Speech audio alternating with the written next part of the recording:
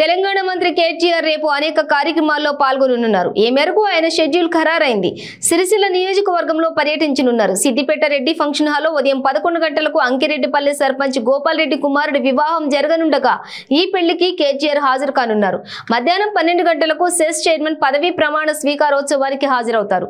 అనంతరం మధ్యాహ్నం 12:30 ఎల్లారెడ్డిపేట మండలం వెంకటాపూర్లో ఎల్లమ్మ సిద్ధోగం వేడుకలకు వెళతారు. మధ్యాహ్నం 1 గంటకు ఎల్లారెడ్డిపేట మండలం వదివరకు చెందిన దళిత బంధు లబ్ధిదారులు దళిత బంధు పథకంలో భాగంగా అక్కపల్లి స్టేజ్ వద్ద నిర్మించుకుంటున్న రైస్ మిల్లుకు కేటీఆర్ శంకుస్థాపన చేయనున్నారు. మధ్యాహ్నం 1:30 ఎల్లారెడ్డిపేట సాయి మణికంఠ గార్డెన్ లో రాజన్నపేట సర్పంచ్ శంకర సోదరుడి వివాహానికి హాజరవుతారు.